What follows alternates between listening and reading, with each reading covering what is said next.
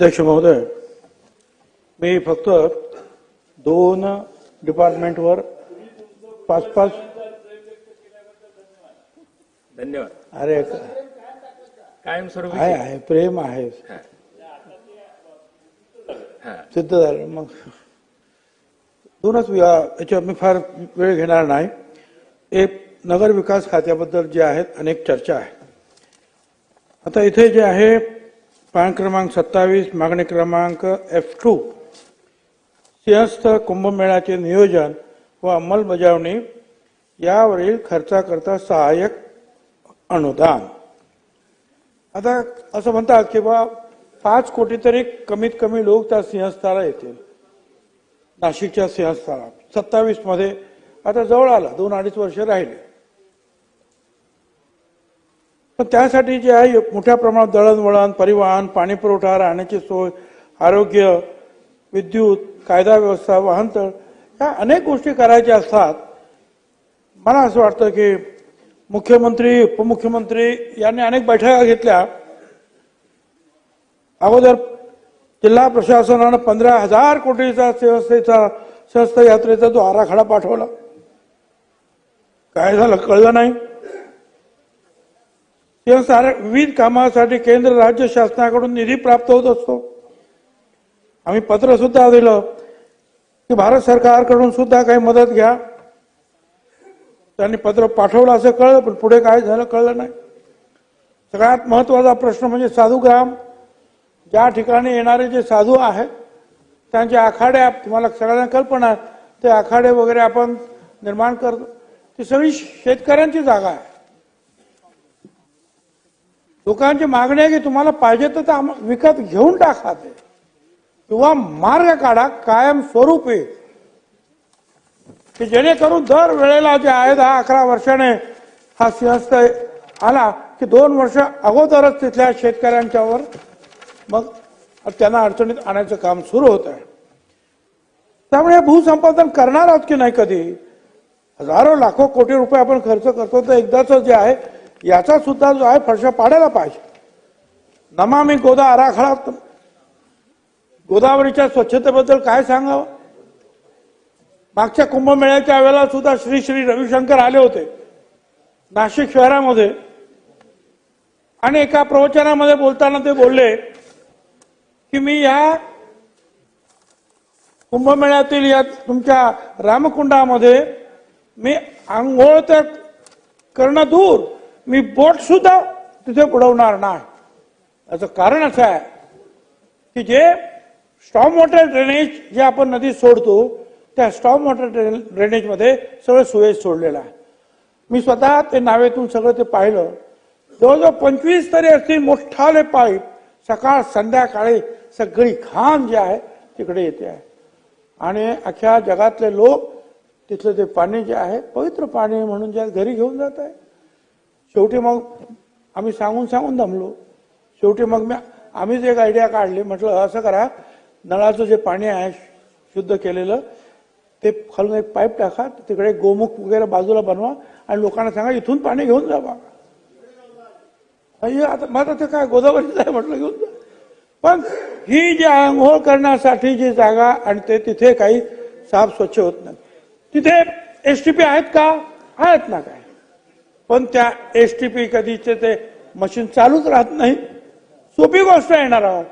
तिथलं जे इलेक्ट्रिकचं मीटर बघायचं, त्याच्यावर कळतंय तुम्हाला की तुम्ही त्या मशीन चालू केलं की नाही.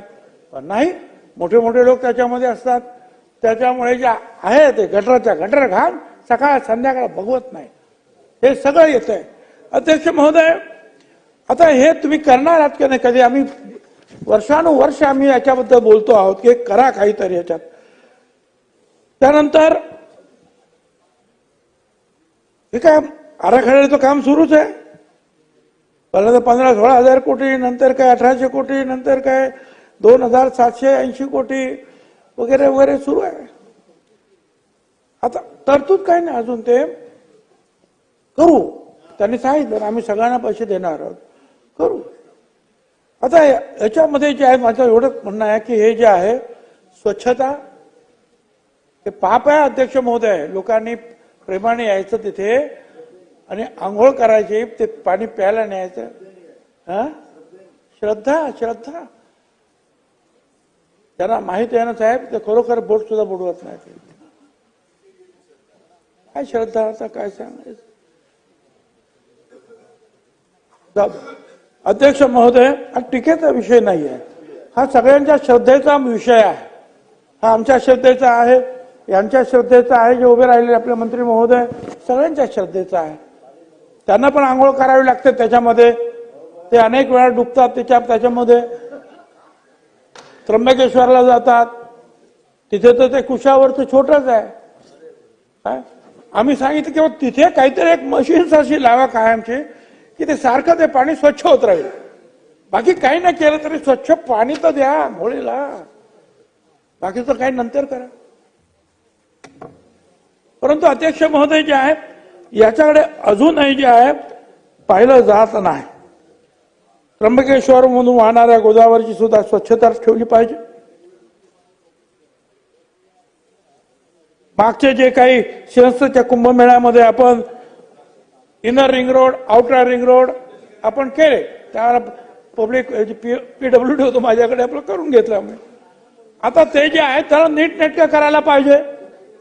रिंग रोड आहे, पण कुठे अपूर्ण असेल ते दुरुस्त करा. अध्यक्ष महोदय, हे सगळं करत असताना काय सांगायचं, आता काहीतरी अजून आराखडा मंजूर झाला नाही, पण महानगरपालिकेने 1374 कोटी रुपयाचं मलनिस्सारण आराखडा अंमलात आणण्यासाठी नुकतीच एक काहीतरी निविदा प्रक्रिया राबवली. आठवड्यापासून अख्ख्या नाशिक शहरातील जिल्ह्यातील वर्तमानपत्रामध्ये त्याच्यावर टीका होत्या. आमदार त्याला विरोध करतायत. का विरोध करतायत, कशासाठी विरोध करतायत?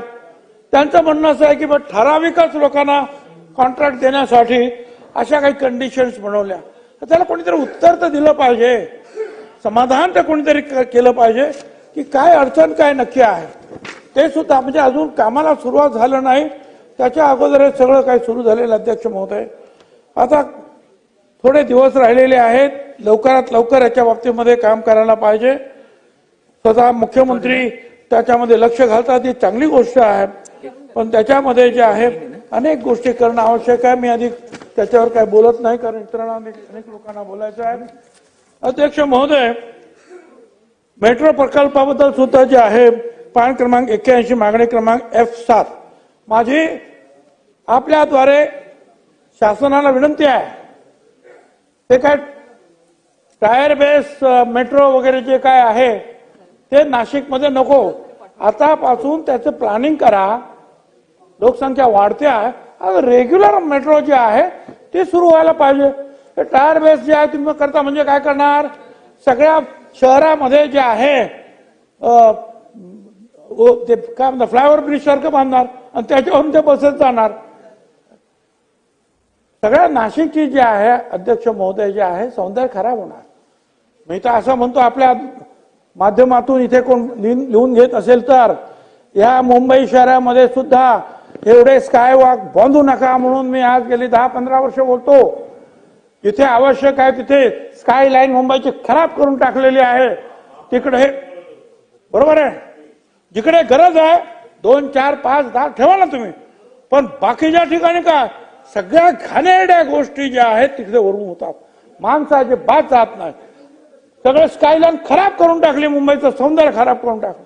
काढून टाका ते सगळे, जे पाहिजे ते ठेवा, बाकीचे सगळे जे स्कायवॉक मुंबईतले काढून टाका. पूर्वीसारखं मुंबई साफ स्वच्छ सुंदर दिसू द्या.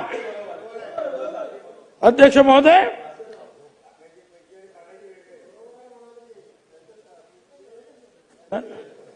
बरोबर आहे, मुंबईकर असतील तर ते मला सगळे सपोर्ट करतील. आता ही मंडळी पण करतायत सपोर्ट. तुम्ही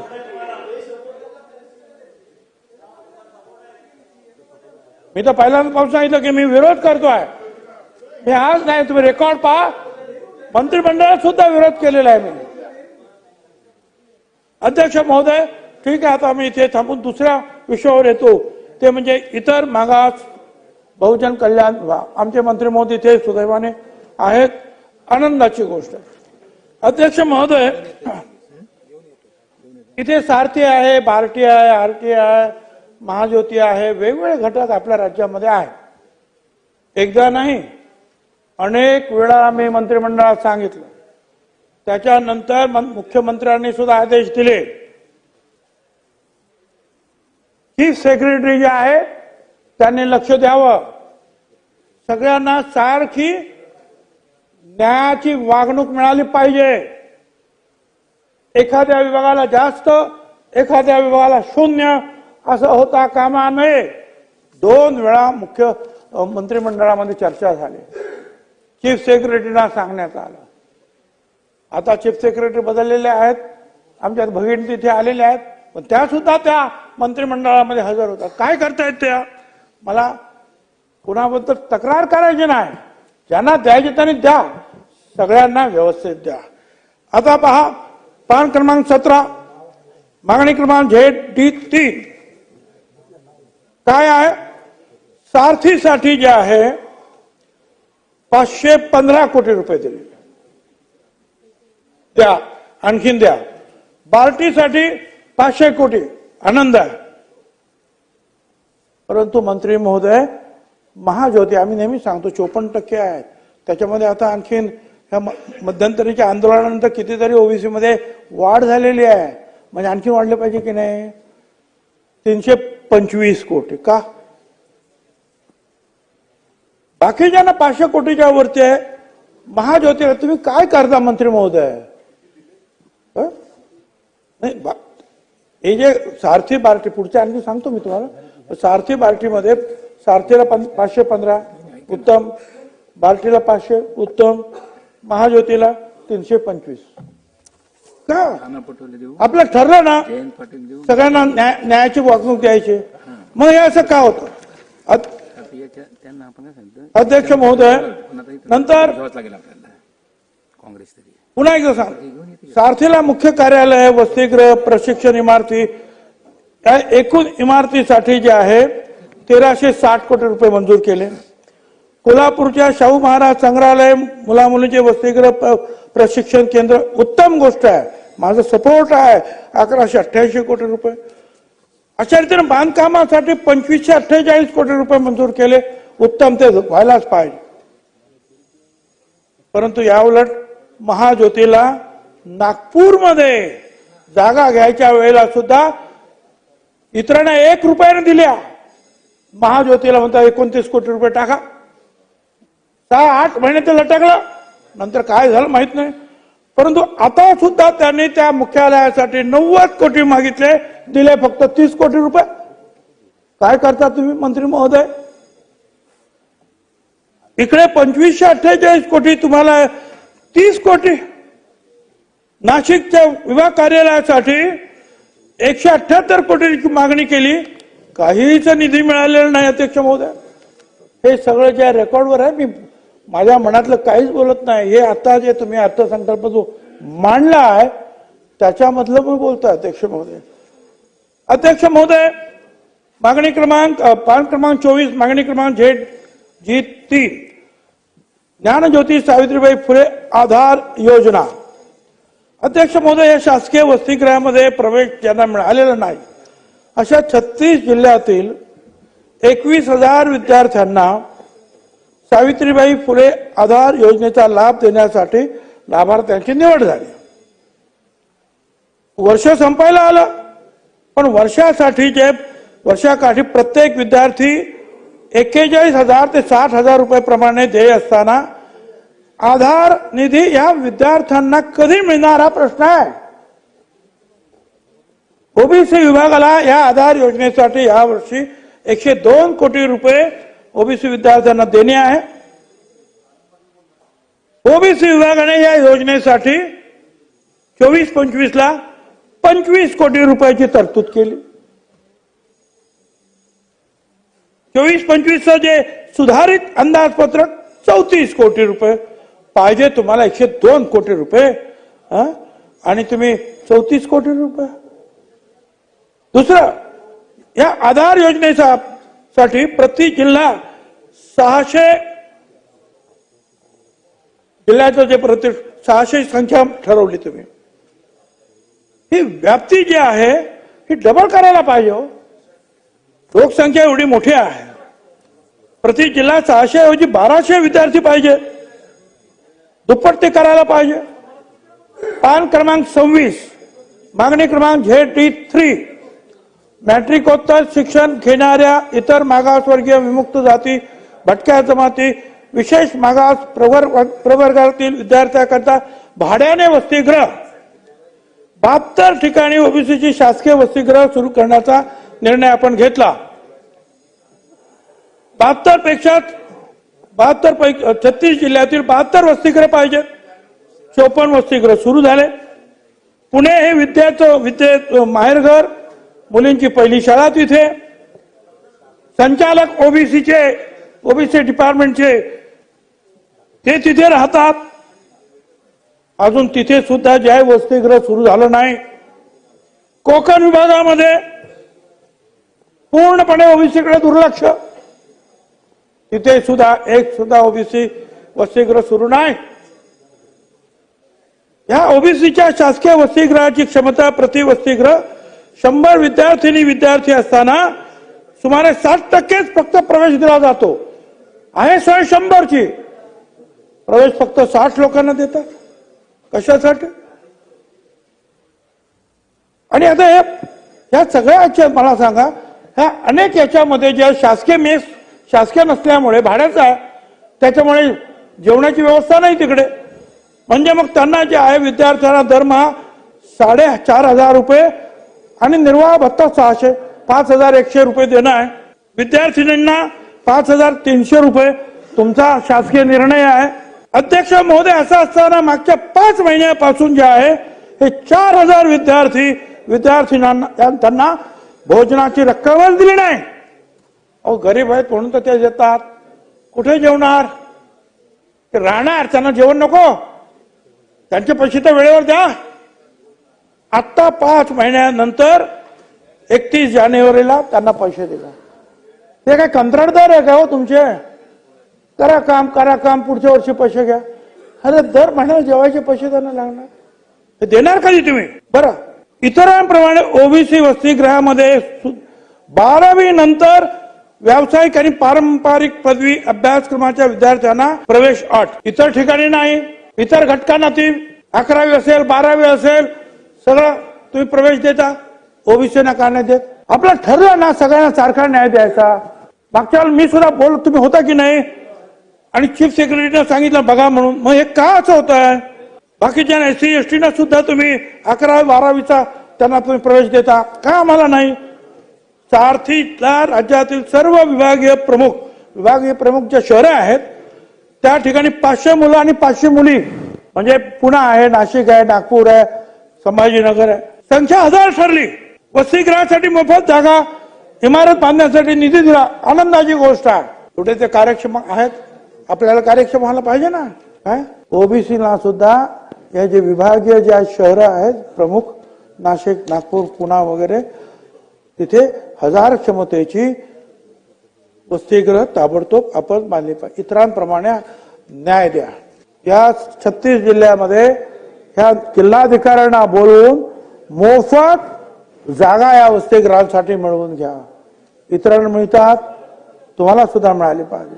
त्यासाठी जे आहे विभागाच्या जे सचिव आहेत त्यांच्या अध्यक्षतेखाली एक समन्वय समिती निर्माण करा.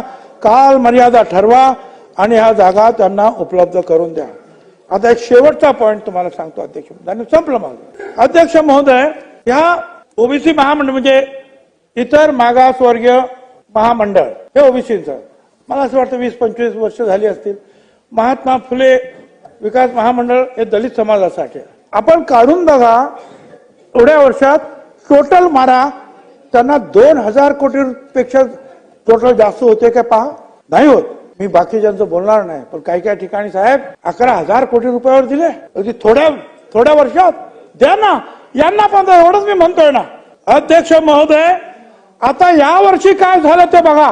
पान क्रमांक 17 मागणी क्रमांक ZG3 अण्णासाहेब पाटील आर्थिक विकास महामंडळ 750 कोटी रुपये. आनंद आहे.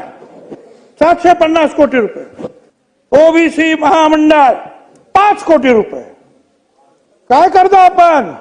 मी सांगतो, हे माझ्या मनाचं नाही, हे कागदपत्र आहेत माझ्याकडे. हे बघा, विभाजन काय महामंडळ विभाजन काय इतर, तरी सुद्धा 47 कोटी सगळे मिळून.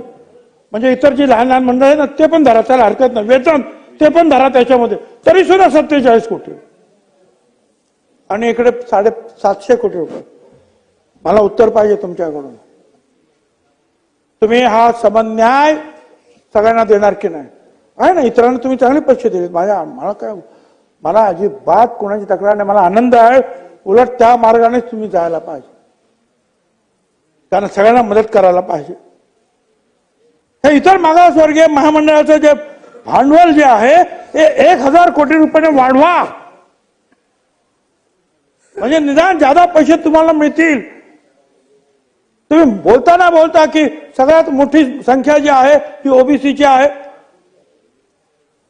मगाशी सांगितल्याप्रमाणे अनेक लोक आता आणखीन त्याच्यामध्ये आले, आनंदाची गोष्ट आहे. पण मग पैसे काय देत नाही त्यांना सगळ्यांना? तर सगळ्यांनाच पैसे देते. इतरांसारखे जे आहेत आपलं ठरल्याप्रमाणे हे पैसे दिले पाहिजे. वसंतराव नाईक महामंडळाचे सुद्धा भांडवल जे आहे वाढवायला पाहिजे. अध्यक्ष महोदय, त्या सगळ्या गोष्टी ज्या आहेत मनाला फार वेदना देणाऱ्या, त्रास देणाऱ्या. अध्यक्ष महोदय, कदाचित त्याचं उत्तर येईल की आम्ही नंतर तुम्हाला देऊ. अहो, पण जे छापलं जातं ते अख्ख्या राज्यामध्ये जातं. त्या राज्यातील ओबीसींनी दिला तुम्हाला, लाडक्या बहिणींनी जे तुम्हाला मतदान खूप केलं, पण ओबीसीनी सुद्धा त्याच्यापेक्षा जास्त मतदान केलेलं आहे तुम्हाला, हे लक्षात ठेवा.